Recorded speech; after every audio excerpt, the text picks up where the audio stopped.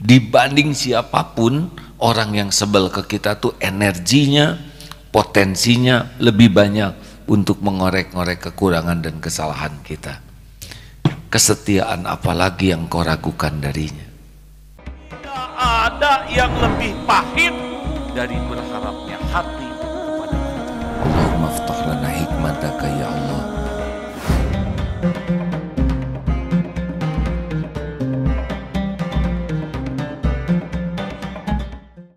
Nabi Muhammad saja Shallallahu Alaihi Wasallam sempurna akhlaknya, sempurna kebersihan hatinya, tetap ada yang tidak suka. Orang tidak suka ke kita sebetulnya bukan urusan kita, itu urusan dia. Kita akan menjadi luar biasa letihnya kalau sibuk ingin disukai oleh semua orang. Tidak mungkin, tidak mungkin. Itu tidak realistis, karena tiap orang berbeda-beda latar belakang, agamanya, sudut pandangnya, pengalaman hidupnya, pendidikan keluarganya, intelektualnya, kadar keimanannya, begitu beragam orang, sehingga sesuatu itu bisa dilihat dari berbagai sudut pandang. Kayak sekarang saya pakai kopiah, nah katanya ganti pakai kopiah, padahal tadi nyari sorban nggak ketemuan. Giliran pakai sorban, ada yang nyebut, oh ini mirip Pangeran di Ponorogo. Ada lagi yang nyebut, oh ini mirip ngikutin A.A. Jimmy gitu. Ada tertukar ya. Adalah semacam-macam. Ada lagi nih, kenapa itu pakai perban padahal sorban. Jadi dengan sorban yang sama semacam-macam hadirin. Nah, kita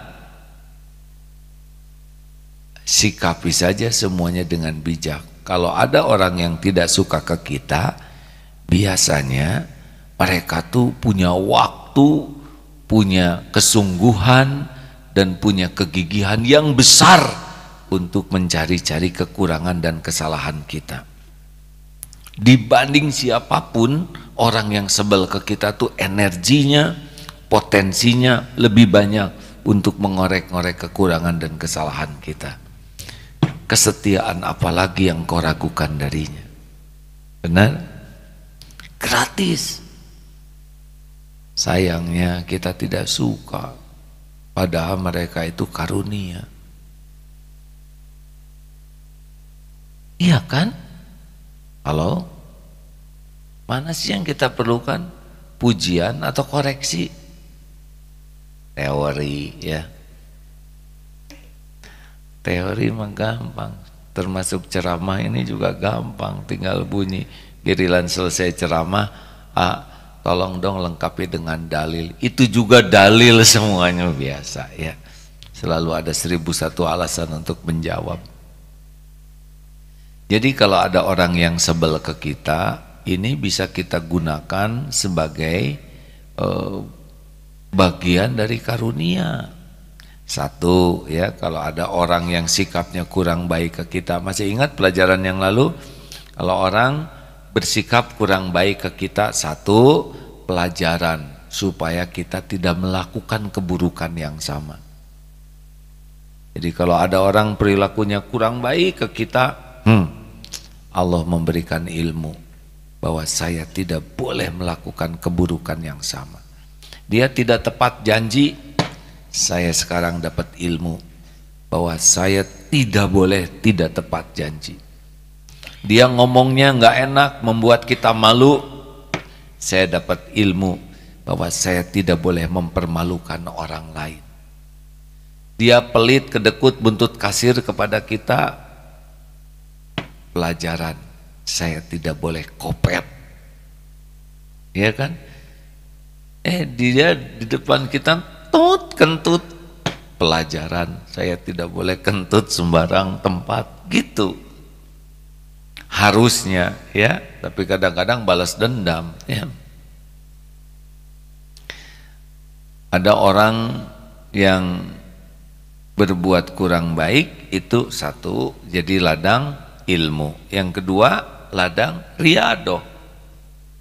Ladang riado, latihan kita bisa bersabar. Iya, kalau nggak ada lawannya, seperti petinju itu kan akan lebih terlatih kalau ada sparring partner. Kalau tidak ada lawan, kita kurang terlatih. Nah, kesabaran kita tuh akan terlatih kalau ada yang menyakiti. Kalau tidak ada yang menyakiti, kita kurang terlatih untuk mengukur kesabaran. Kita berbuat baik, orang berterima kasih terus, nah itu kurang terlatih. Nanti akan terlatih itu kalau kita berbuat baik dan orang tidak berterima kasih. Oh, latihan. Kita berbuat baik, ternyata kebaikan kita diremehkan, latihan lagi. Kita dapat pelajaran, kita juga dapat sarana latihan. Apalagi dapat sarana evaluasi diri. Kalau ada orang berbuat jelek tuh ke kita, kenapa ini Allah takdirkan saya mendapat perilaku seperti ini, disakiti? Jangan-jangan ini buah dari kezoliman saya, nyakiti orang. Ladang ilmu, ladang riadoh, ladang evaluasi diri. Oh iya, saya pernah menyakiti orang, sekarang kembali ke saya nih perbuatan ini, astagfirullah. Jadi tobat tuh, gara-gara ada orang yang berbuat tidak baik. Pertama kita dapat ilmu, kita dapat sarana berlatih. Yang ketiga kita dapat sarana evaluasi diri. Dan yang keempat, dengan adanya orang yang berbuat kurang baik ke kita, ladang amal bagi kita, idfa billati hiya ahsan.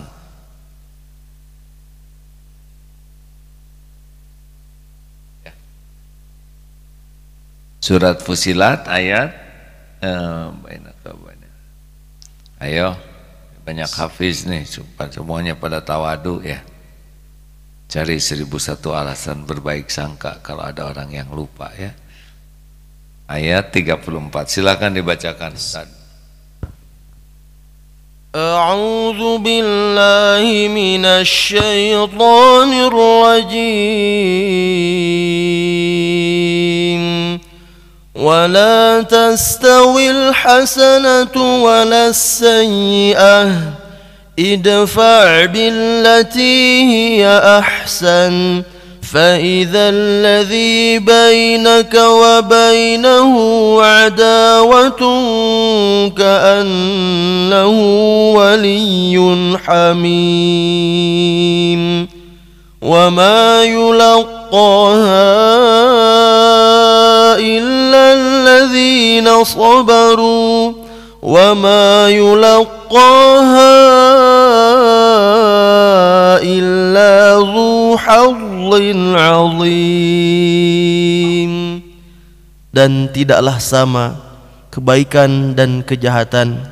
Tolaklah perbuatan kejahatan itu dengan cara yang lebih baik, sehingga orang yang ada rasa permusuhan di antara kamu dan dia akan seperti teman yang setia.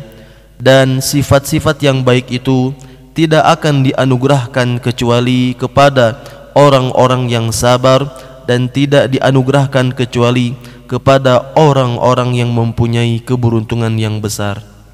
Tuh begitu, idfa billati hiya ahsan. Tolaklah keburukan dengan cara yang lebih baik, maka nanti oleh Allah diubah orang-orang yang ada rasa tidak suka, permusuhan dengan kita, diubah menjadi punya rasa persahabatan, jadi kawan yang setia. Caranya adalah tolak perbuatan buruk orang dengan sikap yang lebih baik gitu. Dan ini karena ada lawannya nih, kita akan dapat ladang amal yang besar, ladang ilmu, ladang riadoh, melatih diri, ladang evaluasi diri, menemukan kesalahan kekurangan kita, dan ladang untuk ladang amal kita, serta bisa kita balas dengan doa-doa yang baik. Masya Allah.